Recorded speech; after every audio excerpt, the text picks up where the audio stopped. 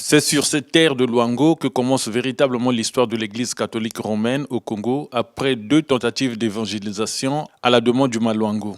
Ainsi, les Capuciens envoient le père Bernardo sur la baie de Luango en 1663. Ce missionnaire tire sa révérence en 1664.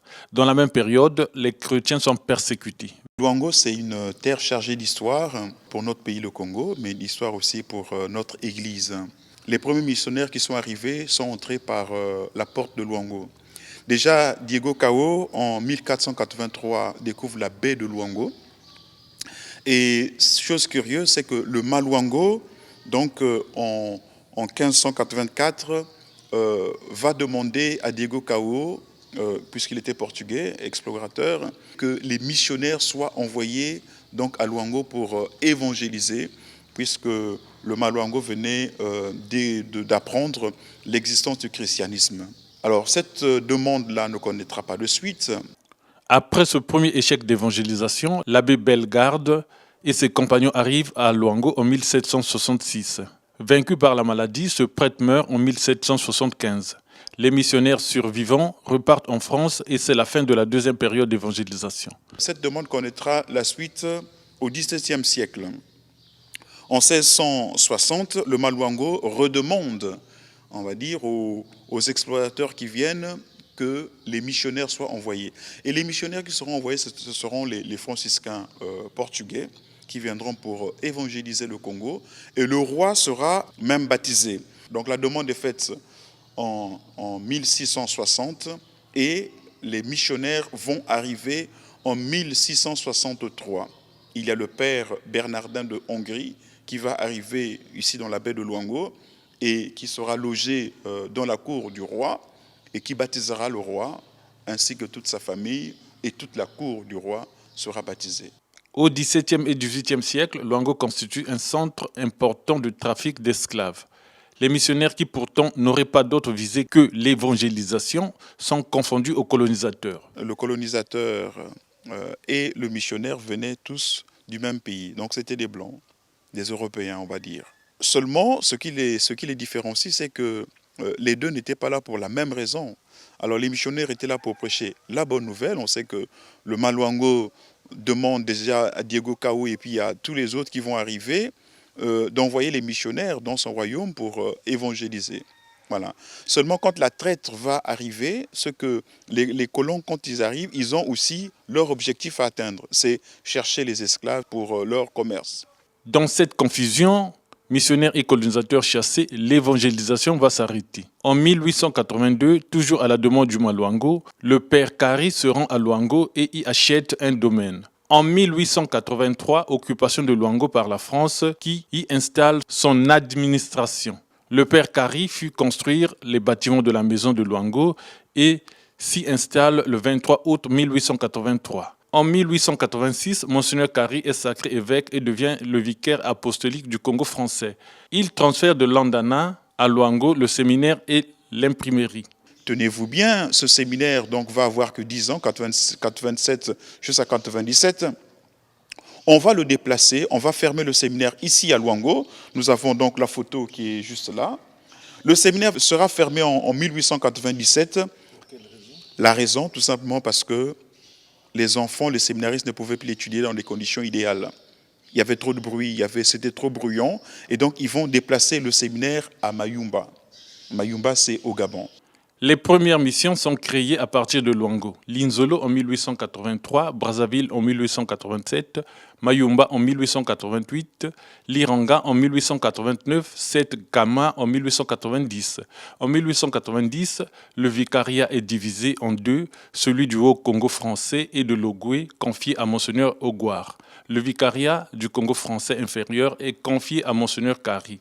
En 1892, ordination des premiers prêtres à Luango, Charles Mwandé et Louis de Gourly. 1884, les trois premiers novices de la congrégation locale des Petites Sœurs de Saint-Pierre-Claver prennent l'habit. Parmi elles, la sœur Marie-Antoine Tibinda, première religieuse catholique congolaise, décédée en 1895 à l'âge de 17 ans. Dans ce cimetière, il y a des religieuses et des religieux qui ont participé à l'œuvre d'évangélisation de notre pays, le Congo.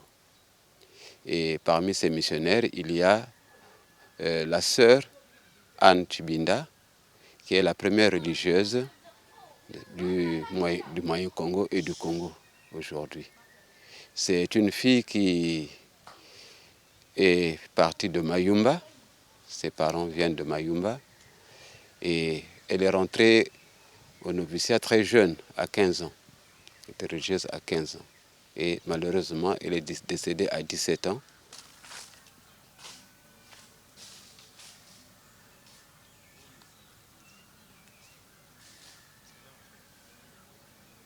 Elle a eu comme marraine une expatriée qui lui a donné son prénom d'Antoinette.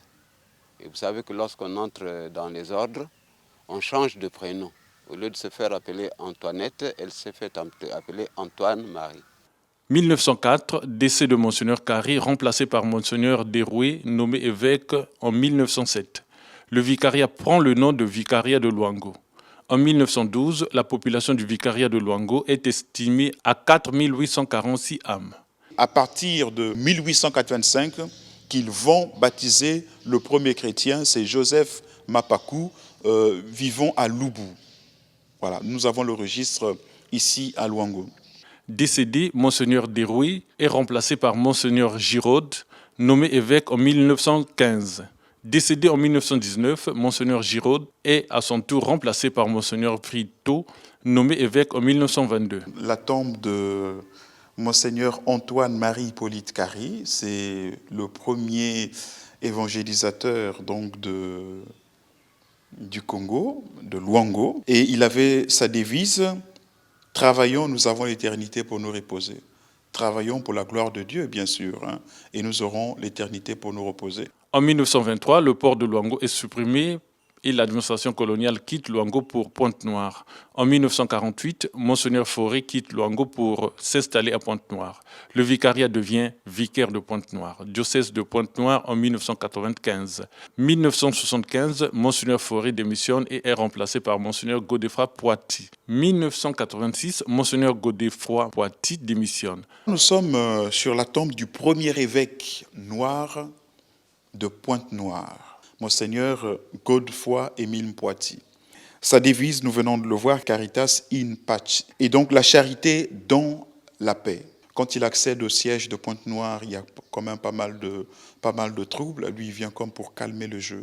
Vivant ensemble, mais dans la paix, sans tension, sans... C'était le premier noir qui accédait au siège de Pointe-Noire. Et le mérite de ce pasteur, c'est qu'il a beaucoup travaillé pour les vocations autochtones.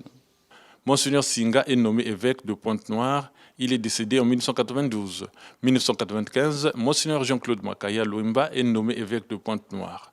Il est remplacé à ce poste par Monseigneur Miguel Olavéry. Si du premier temple de l'Église catholique au Congo, il ne reste plus que ces vestiges du domaine d'une nouvelle configuration. Dans cette propriété qui appartiendrait à l'Église, il y a d'autres acquéreurs. Luango aujourd'hui, ce n'est rien d'autre que cette chapelle, ce séminaire, ces manguiers séculaires, le monastère de visitation, ces lieux de recueillement. Je vous ai montré la première église, plus rien ne reste ici. Tout a été démoli, enfin ça n'a pas été entretenu, c'était en planche, alors qu'on est pays producteur de bois. On pouvait maintenir cette église-là en état, mais malheureusement, voilà, tout a été abandonné et donc tout est tombé en désuétude.